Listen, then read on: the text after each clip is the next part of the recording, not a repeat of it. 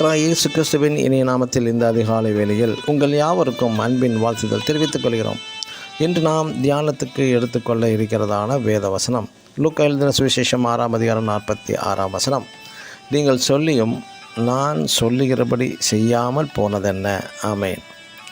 இயேசு கிறிஸ்து ஏன் இவ்வாறு சொன்னார், யாருக்காக எதற்காக சொன்னார் என்று இன்று நாம் ஆராய்ந்து பார்ப்போமாக. இந்தியாவின் உயர்ந்த பதவி ஜனாதிபதிக்கு மட்டுமே முழு அதிகாரங்களை கொடுக்கும் பொறுப்பு ஜனாதிபதி ஆவார். ஆனால் இங்கு இந்தியாவை ஆள்வது யார் என்றால் பிரதமர் தான். அந்த பிரதமரின் அனைத்து வேலைகளையும் திட்டங்களையும் எடுப்பது, திட்டங்களையும் செயல்படுத்துவதும், அனைத்து திட்டங்களையும் ஜனாதிபதியின் ஒப்புதல் பெற்ற பிறகே பிரதமர் செயல்படுத்த முடியும்.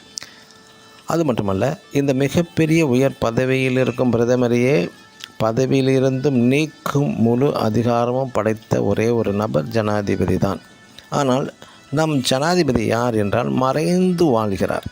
அதேபோல் நம் ராஜாதி ராஜா தேவாதி தேவன் அண்ட சராசரங்களையும் ஆளும் அதிகாரம் கொண்டவர்.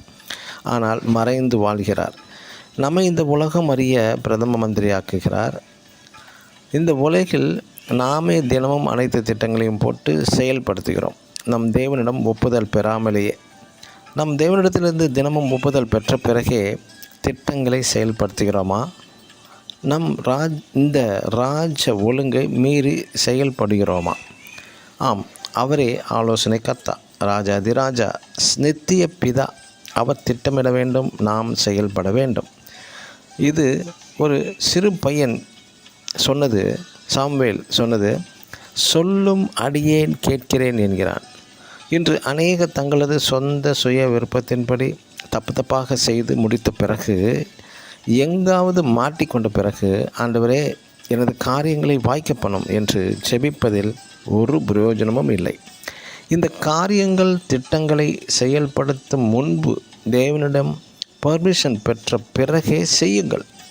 அதுதான் ஒழுங்கு, ராஜ ஒழுங்கு. மல்கியாவும் 1ஆம் அதிகாரம் 6ஆம் வசனத்தில், நான் பிதாவானால் என் கனம் எங்கே? நம் பிதா ஒருவருக்கே கனத்தையும் மகிமையையும் செலுத்துவோமாக. ஆமென். God bless you.